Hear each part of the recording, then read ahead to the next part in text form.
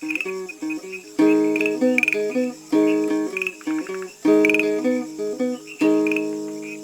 Taïwan International, les joies de l'éco-construction. Bonjour à toutes et à tous, bienvenue dans ce nouvel épisode des joies de l'éco-construction.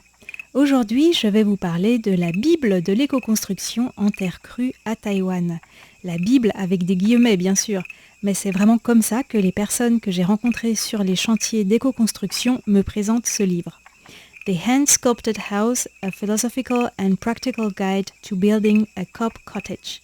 C'est le titre de ce livre, coécrit par Yanto Evans et Linda Smiley, cofondateurs de The Cob Cottage Company, ainsi que Michael G. Smith. Cet ouvrage est paru aux éditions Chelsea Green Publishing en 2002, il y a donc tout juste 20 ans, à la construction d'une maisonnette en Bauge. Ce qui frappe d'emblée, c'est la place accordée par les auteurs au mode de vie et à l'aspect philosophique. D'ailleurs, c'est aussi ce que j'ai remarqué en réalisant ces quelques 80 épisodes de cette émission Les joies de l'éco-construction. Au départ, je pensais surtout parler de matériaux naturels et d'architecture, et finalement, même si j'en parle, bien sûr, j'en suis venue à accorder une grande place au cheminement philosophique des personnes que j'interviewe. Parce que construire en matériaux naturels, autrefois c'était la norme, mais aujourd'hui dans des sociétés où la norme est devenue la construction dite conventionnelle en béton et autres matériaux industriels, l'éco-construction c'est une démarche qui découle d'une réflexion préalable. Comme l'indique le livre, l'éco-construction ce n'est pas simplement construire en matériaux naturels. L'éco-construction implique une attitude profondément différente à la fois à l'égard du site de construction et de la manière dont on vit dans une maison. Cela implique le respect de la nature et une conception différente du travail. Respecter la nature, c'est tenir compte de ses lois et de son rythme, et ça signifie faire moins acheter et moins construire. Mais penser davantage, ressentir et observer. Ça simplifie les choses tout en demandant une plus grande implication personnelle. Les auteurs rappellent que nos ancêtres faisaient chaque action consciencieusement avec toute leur attention sans vraiment séparer travail, art, méditation et éducation.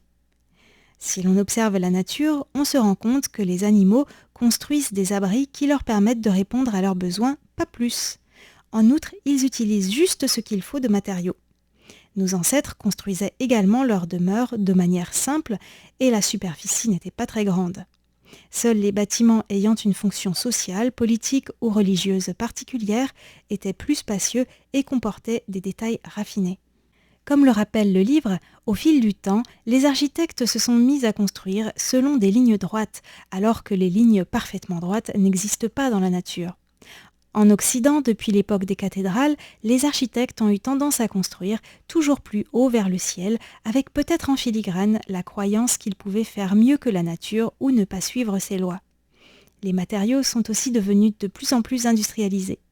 Cette manière de construire n'est pas responsable vis-à-vis des générations futures, rappellent les auteurs de ce livre. L'éco-construction peut être une alternative pour des manières de construire plus durables et qui s'inspirent de la nature. Alors, il faut commencer par le commencement. Quelles sont les lois, ou plutôt les tendances, que l'on trouve dans la nature ? Tout d'abord, rien ne se perd, rien ne se crée, tout se transforme. L'entropie, tout se décompose, toute vie a une fin. Chaque chose est unique. Il n'y a pas de monoculture dans la nature. Tout change continuellement. Il y a des motifs dans la nature qui ont des utilités particulières. La vie occupe toute niche laissée vide. Il n'y a pas de déchets dans la nature. La nature utilise juste les ressources nécessaires et pas plus. Tout cela était bien compris par les cultures que l'on appelle aujourd'hui traditionnelles ou pré-industrielles, que les auteurs décrivent, eux, comme des cultures de conservation, car ces peuples savaient que s'ils ne conservaient pas leurs ressources, cela mettait leur vie en péril. En contraste, les cultures dites modernes, basées sur la consommation et donc la production de déchets, institutionnalisent et valorisent le gaspillage des ressources, même si, bien sûr, c'est de plus en plus remis en question au sein de ces sociétés. La richesse d'une telle culture est basée sur la consommation, c'est-à-dire sur le renouvellement des objets qui s'accélère sans cesse. Les auteurs rappellent qu'il y a seulement quelques générations, nos ancêtres vivaient encore dans des sociétés de conservation où l'on prenait soin de chaque objet pour qu'il dure le plus longtemps possible, bien loin des phénomènes de mode actuels.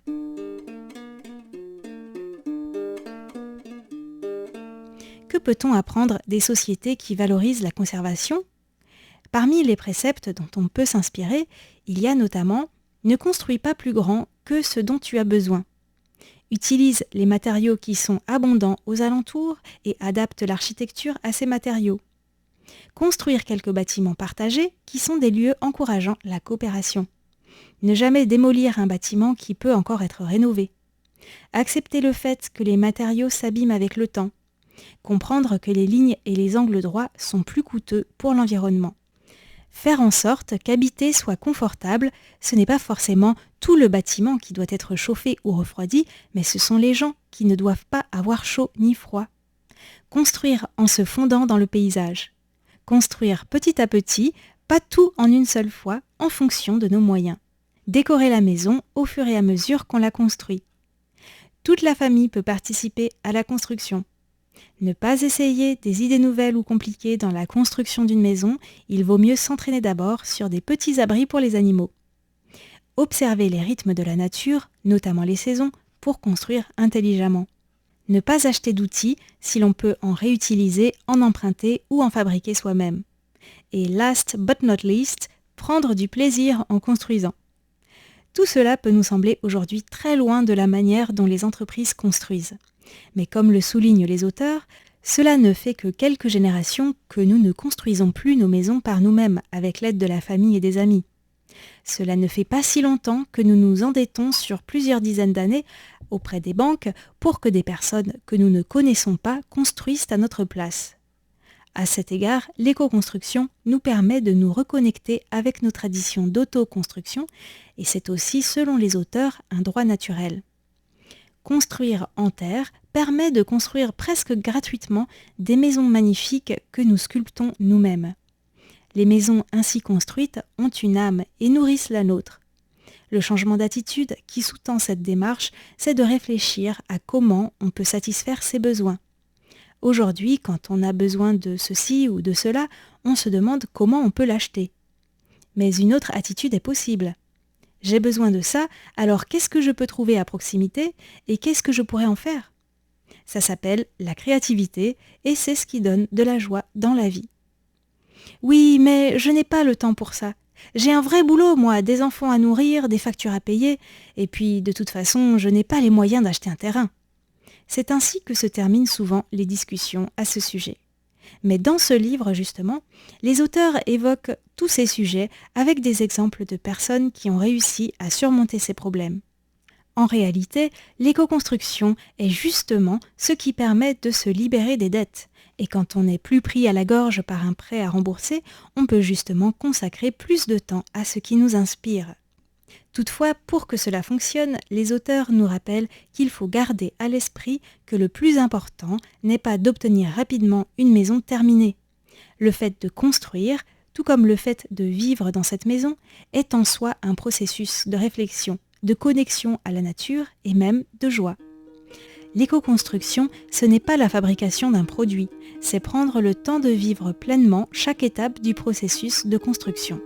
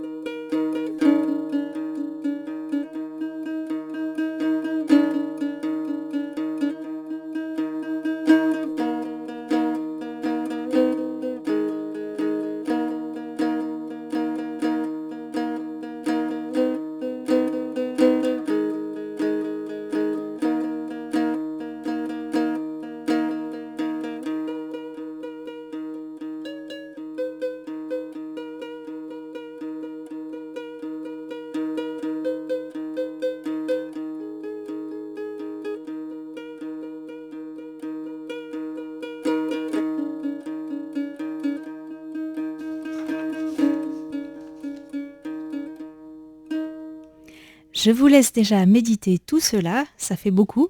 Et la semaine prochaine, je vous parlerai d'autres parties du livre, notamment des matériaux naturels et de la bauge en particulier.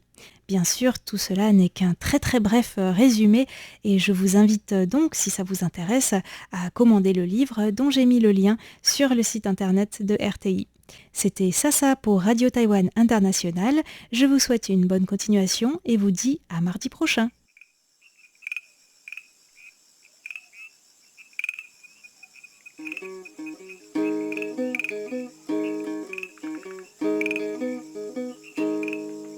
Radio Taïwan International, les joies de l'éco-construction.